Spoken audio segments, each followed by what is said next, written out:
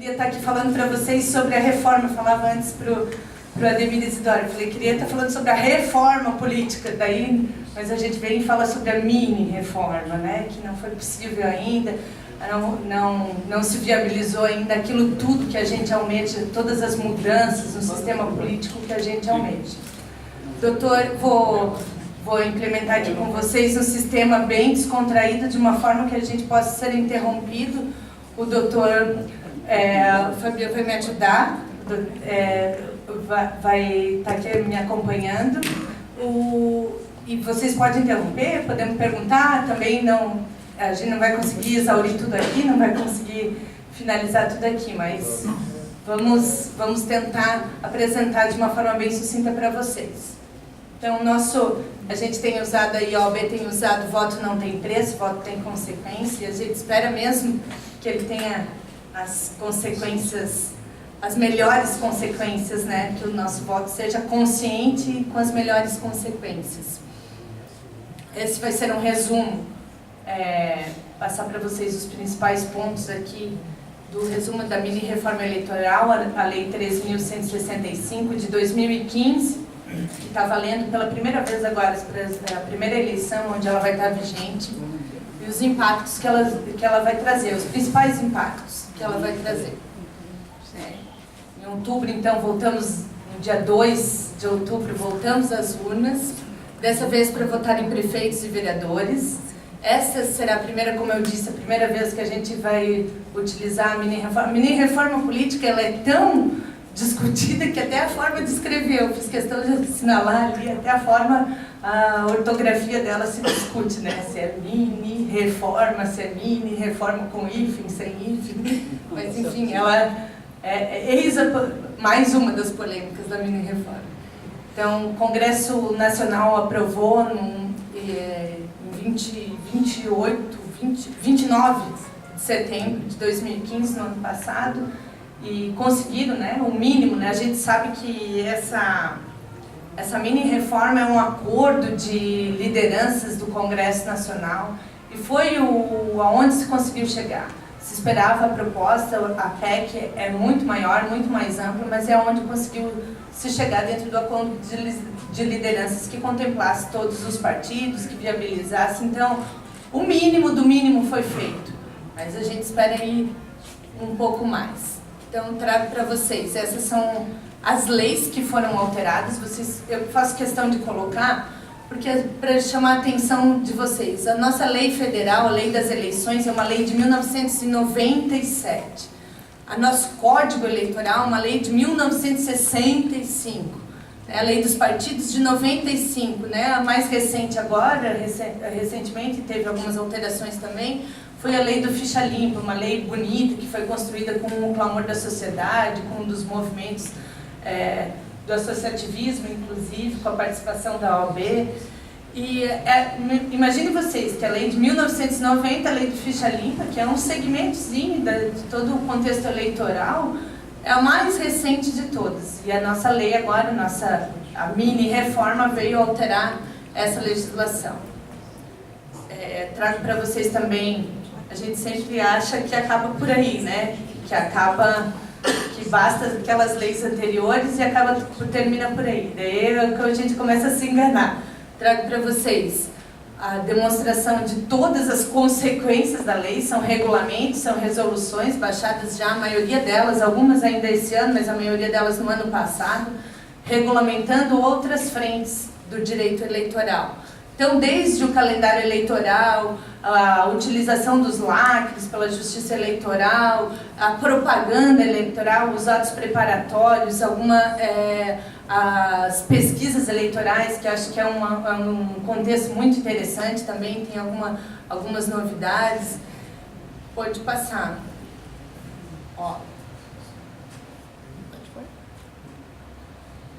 Pode passar. Tudo isso são resoluções baixadas pelo Tribunal Superior Eleitoral, que antecede as eleições e que vão regulamentar, né, a propaganda de rádio, propaganda de televisão. Eu assinalei algumas que eu acho importantes, no entanto, a gente não... Pode passar mais um. O horário eleitoral gratuito, o calendário da transparência, uma novidade que a lei traz também muito interessante, né? Da publicidade dos atos relacionados à fiscalização do sistema, que agora a OAB e o Ministério Público vão ter uma atuação especial nesse contexto, trazem as instituições também para perto para a fiscalização dos atos. Isso é só para conseguir demonstrar para vocês que não são só 2 ou 3 leis, 3 ou 4 leis, que vão resolver o processo eleitoral. Um pouquinho mais complicado, gente. Para cada tema, a gente tem um desdobramento através das resoluções. Vocês podem me interromper também, né? Fique à vontade, sim, doutor. Okay. Então, a reforma eleitoral estabeleceu algumas alterações importantes nas leis dos partidos e tudo mais que eu já falei para vocês anteriormente. Pode passar. E eu trouxe aqui todas as mudanças, né, para conseguir visualizar todas as mudanças que foram tidas com a lei 13.165. No entanto, considero que nem todas são importantes para vocês, para esse público, mas para demonstrar todas elas, a gente aí, quanto ao registro das candidaturas, né, os prazos para realização, eu vou destacar daqui a pouco uns 12 itens, que são os mais relevantes para a gente discutir, mas só para não pensar que se resumem só aos 12 itens, né? Então, os prazos para realização das convenções, registro de candidaturas, o prazo para julgamento das candidaturas, propaganda política, enfim. Pode passar. Quanto à propaganda política, algumas alterações também bem significativas, bem importantes. A gente tem aí uma redução do tempo agora de campanha, redução também, mudança na regra para propaganda eleitoral gratuita. Já vamos falar com propriedade ali para frente. Deixa eu passar. Quanto ao financiamento de campanha, prestação de contas, acho que avançamos um pouquinho, ainda temos que melhorar no aspecto da fiscalização, mas a prestação de contas foi um avanço bastante interessante. A gente tem aí só as pessoas jurídicas com a impossibilidade de contribuir financeiramente nas campanhas, somente pessoas físicas. E essas são itens das alterações quanto a cada tema. Pode passar. E a fidelidade partidária, cláusula de barreira e as eleições extemporâneas, o voto em trânsito, voto no presídio, voto diferenciado também tiveram algumas alterações. E trago para vocês aqui pontualmente o que eu considero os principais itens, que eu considerei que tem se falado muito ainda. Não há um equilíbrio entre todos os administradores do direito e até mesmo os operadores, os ministros do Supremo. Não há uma unanimidade quanto dizer que a lei foi boa ou a lei foi ruim. Destacam com frequência algumas, fazem umas premonições, né, de que conserta de um lado, vai ter que corrigir do outro, né, vai ter que aumentar a fiscalização. Isso implica também numa maior atuação, não só das entidades civis organizadas, mas também da própria justiça, né, que daí acaba se auxiliando das entidades civis organizadas para poder cumprir com eficiência seu papel. Fidelidade partidária para quem tem mandato. Então, essa janela que a lei previu 30 dias antes do fim do prazo de filiação exigido para os candidatos. 30 dias antes do fim do prazo de filiação são 7 meses antes, praticamente.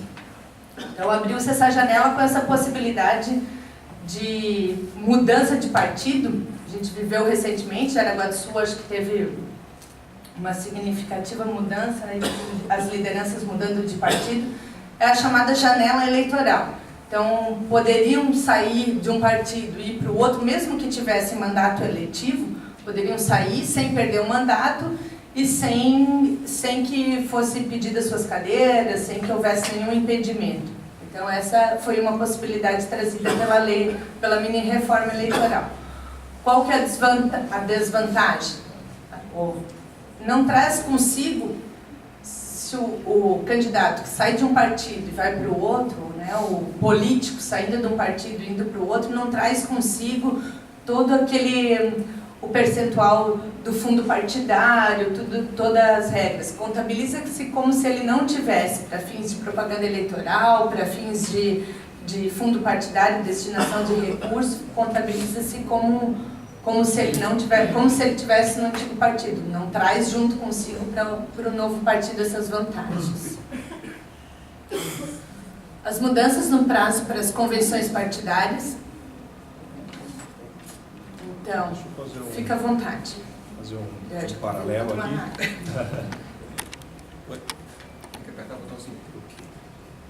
Oi? Bom, só fazendo um paralelo aqui, pegando um gancho da doutora Fernanda, nessa seara também, a legislação nova acabou modificando a questão da dupla filiação, né? Era uma situação muito discutível, havia bastantes embates judiciais, inclusive das cortes superiores, em relação a esse tema. Então, para complementar, o que vai valer hoje nessas eleições é a última filiação partidária, né? Não existe mais hoje a questão da dupla filiação, né? A última filiação é o que se conta a partir de então. Quantas mudanças no prazo para as convenções partidárias?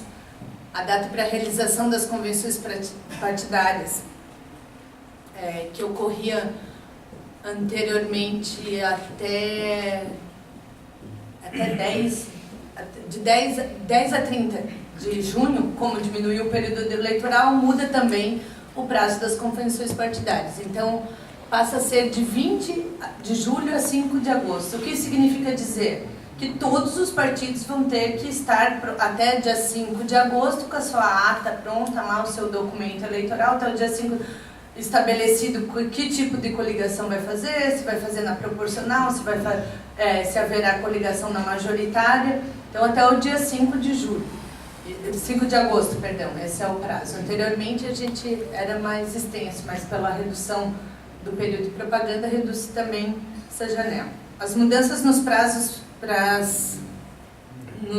nos tempos de campanha eleitoral também. Acho que tem um anterior. Não tem um anterior? Os prazos para as convenções, fidelidade? Não, tá certo. Mudança no tempo de campanha eleitoral. A reforma eleitoral também reduziu o tempo de campanha, então, como eu falei, de 90 para 45 dias. O que significa isso, né? Talvez a gente espera, que significa uma campanha mais econômica, uma campanha mais limpa, né? Prefeito de Tereza, talvez a gente esteja chegando perto daquele que o senhor sempre sonhava, né? De fazer uma campanha pela internet, quase que exclusivamente, sem santinho, sem desperdício de material. No entanto, isso implica numa fiscalização mais eficaz. Isso se pretende trazer a população mais para perto, mas veja bem, a gente está diminuindo de 90 para 45 dias, né? Vamos testar para ver se isso será o suficiente para o convencimento da população, né?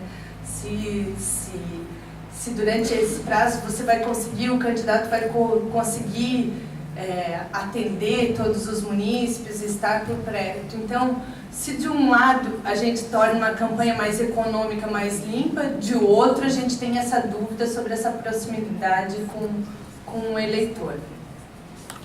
Consequentemente, o período de TV também fica... Só voltando um pouquinho, o período de TV também não é o nosso caso aqui, a gente não tem televisão, mas o período de TV também fica reduzido, de 45, que era na época, para 35.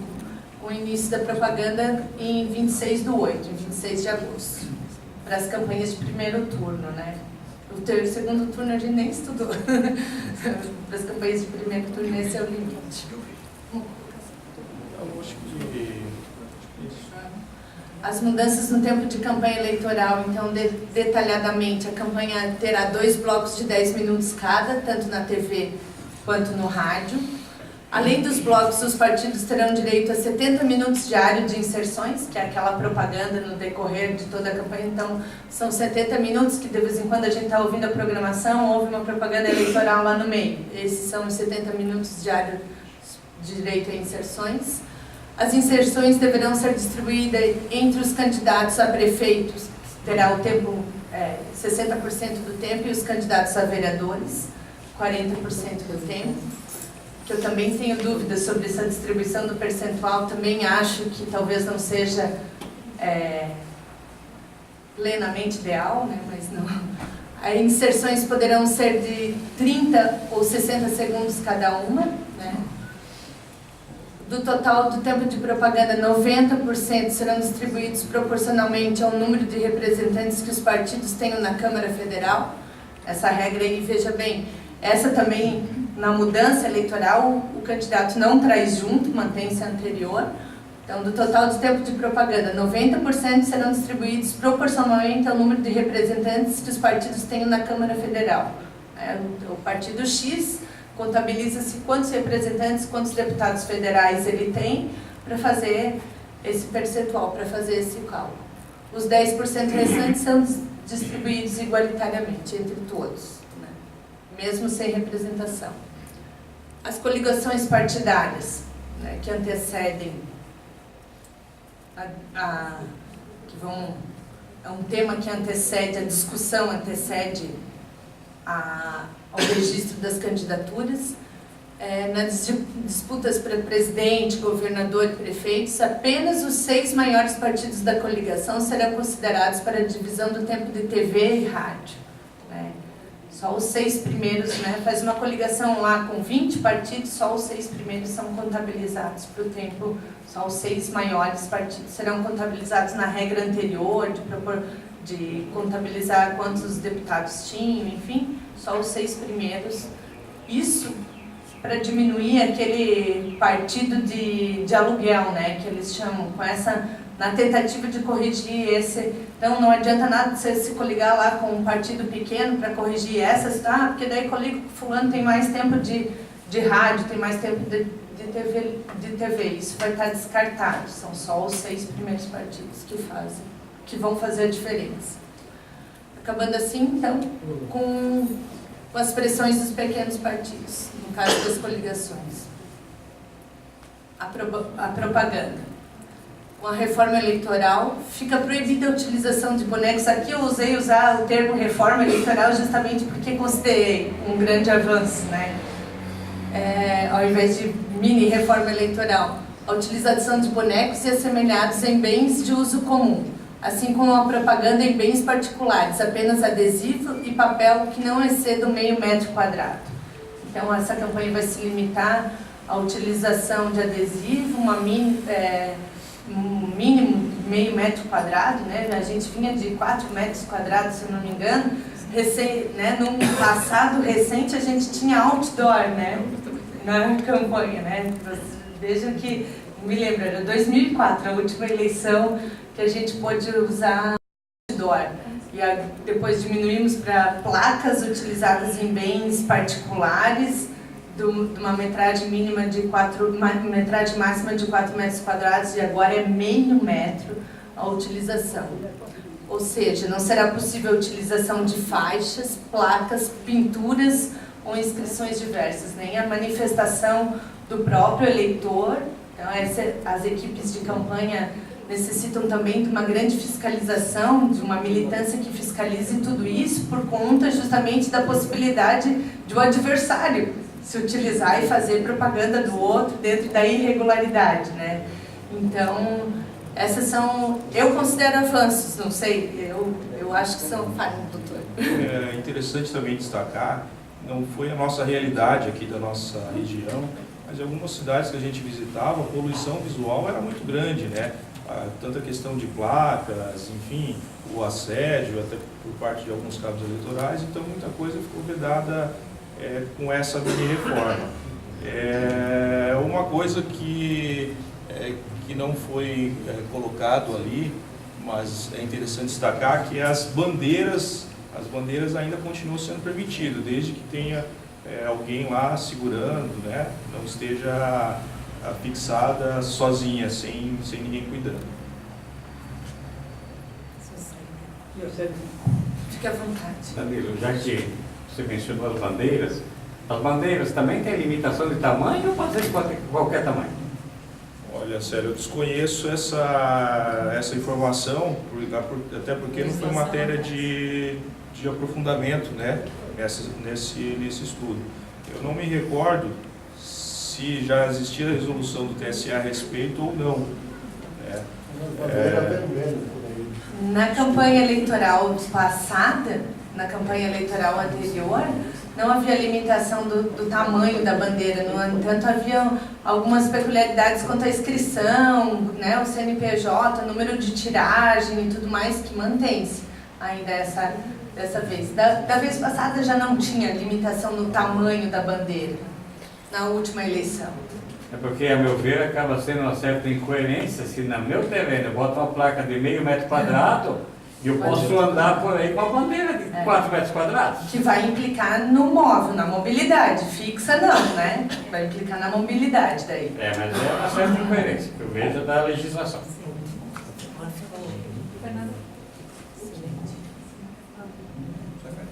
O que também era questionado pela justiça, né? A questão das pessoas que ficavam com a bandeira. Não poderia ficar parado, estático, não podia ficar em locais. A gente tinha, eu acho que a gente tinha uns bonecos nas últimas eleições que imitavam o candidato também, apesar de ficar alguém do lado, né? Ficava estático, foi... Então essa questão de poluição visual na questão das bandeiras, pelo menos em Jaraguá do Sul, ela é muito controlada pela justiça, o tempo inteiro. Pode passar.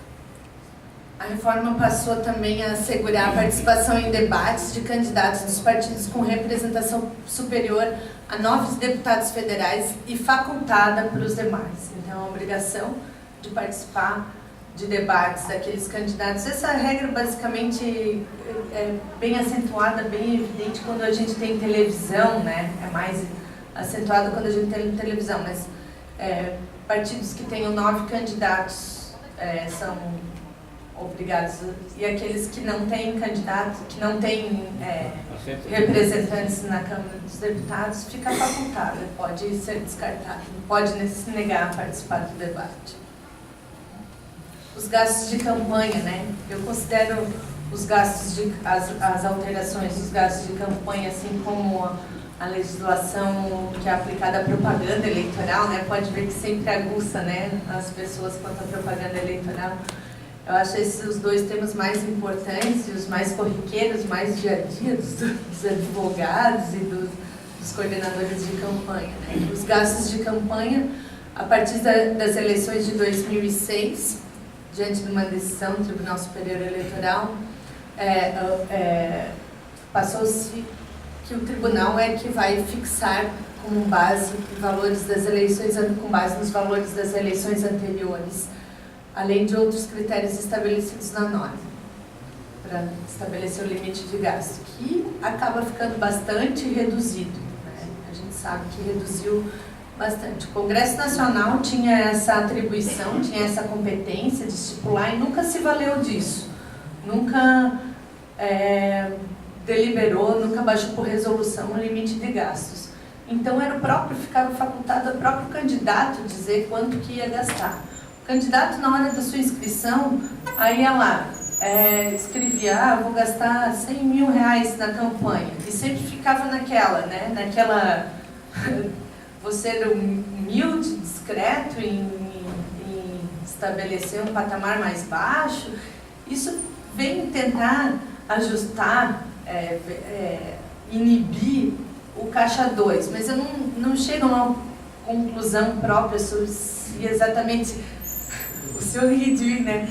Mas se a gente baixa o patamar, a gente não está de outro lado instigando essa prática do Caixa 2, se a gente limita para baixo esse patamar. Tenho essa impressão, e essa é uma discussão que está bem acirrada entre os operadores aí do direito eleitoral. Eu chego a atender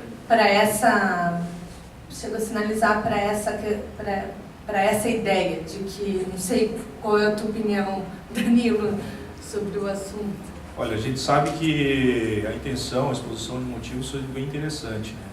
Os anseios sociais a participação da sociedade, seja através dos movimentos, enfim. Existe uma pressão muito grande, né? Principalmente em algumas coisas que vem acontecendo nos últimos tempos, principalmente falando em Caixa 2, aqui, que seria o tema. Mas eu acho que a intenção do legislador foi boa. A intenção acho que foi das melhores. E a legislação está aí, a legislação está para ser cumprida, né? E acredito eu que aqueles que descumprirem, né, têm que sofrer com o rigorismo da legislação. Essa acho que seria a minha opinião. Pode passar.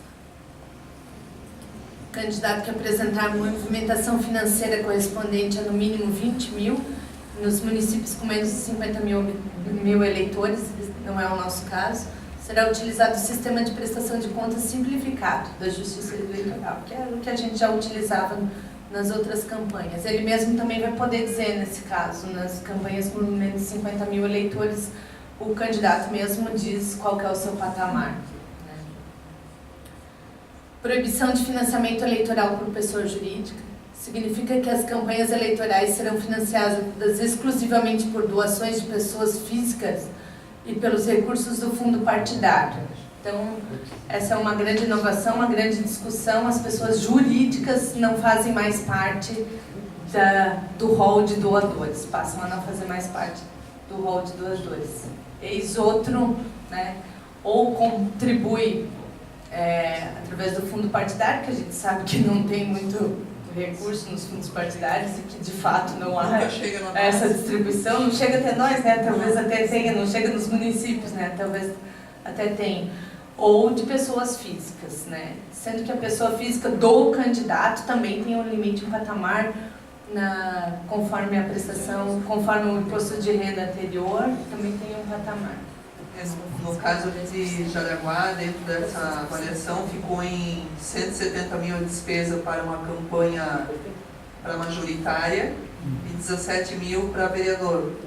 Então, se a gente olhar o custo que você tem para, vamos lá, vereador, 17 candidatos, só material de campanha e tudo, 17 mil, praticamente é um valor que vai ser, nós vamos ter que cumprir, logicamente, mas vai ser uma campanha realmente franciscana, né? Prefeito, né? E para o prefeito 170 mil, quando você pensar em toda a estrutura que você tem para colocar a equipe em 45 dias para levar informação para a população. Apesar de diminuir o tempo, de diminuir as propagandas, consequentemente o investimento em mídia, apesar de diminuir a possibilidade de utilização de material de propaganda, de outro lado, 170 mil continua sendo...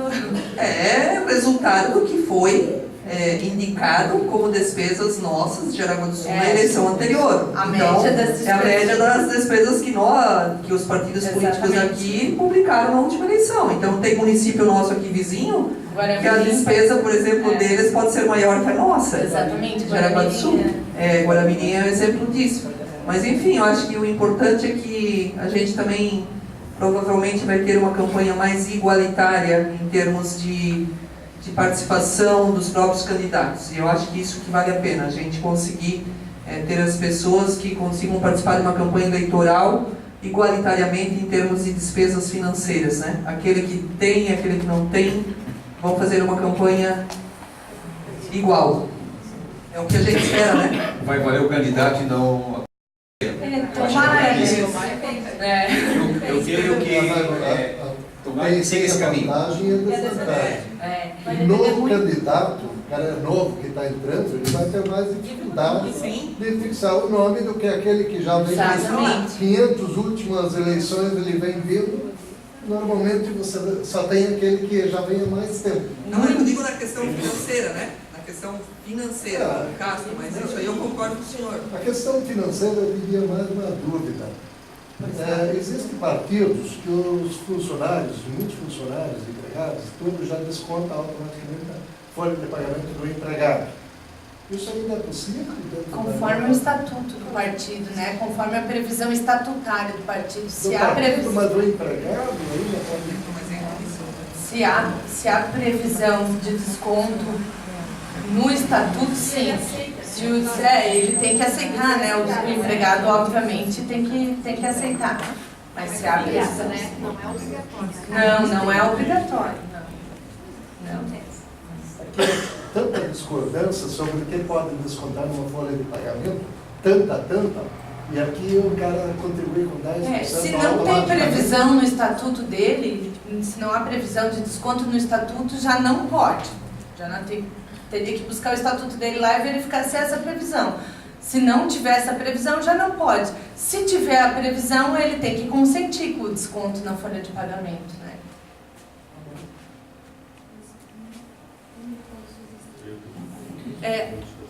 A possibilidade de apresentar-se como pré-candidato, né? Essa eu achei uma inovação muito bacana. Essa possibilidade de antes era tudo considerado, né? E a gente ainda recebe ligação. Mas isso não é campanha eleitoral antecipada? Mas isso não. Ele não pode pedir voto, a exposição não pode ser diretamente, mas pode manifestar as suas ideias políticas, você pode participar de debates. Isso é muito legal, muito expor nas redes sociais, nas mídias, participar de reuniões, desde que não peça diretamente o voto, né?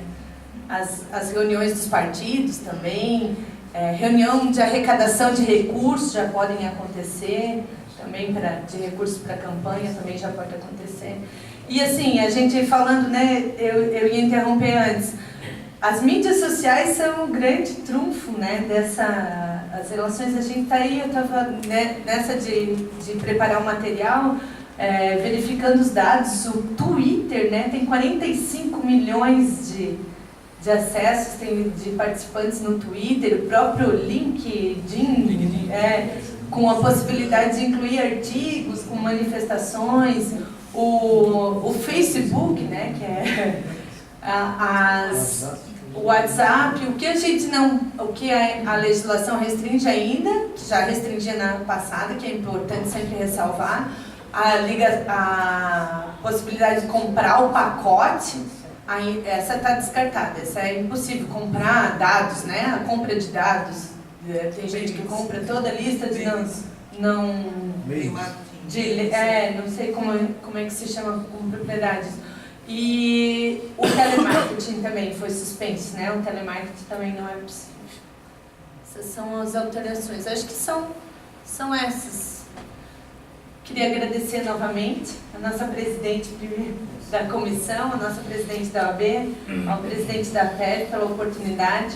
Acho que a lei eleitoral ainda, né, o tema do direito eleitoral tem ainda muita coisa para ser discutida. Eu gosto muito da propaganda eleitoral, acho que a gente merecia um espaço exaustivo, a prestação de contas para quem tiver interesse, um tema mais complicado, mais direcionado, mas fico feliz com os participantes, com as pessoas, de saber que vocês se interessam pelo tema e é assim que tem que ser, é assim com a atuação da sociedade civil que começam as transformações também. Pessoal, só para concluir, então o material um pouco sucinto até pela dimensão do tema, pela amplitude, por tudo que a legislação eleitoral envolve, por todas as modificações, mas foi uma pequena palhinha de todas as alterações que vieram com essa mini-reforma.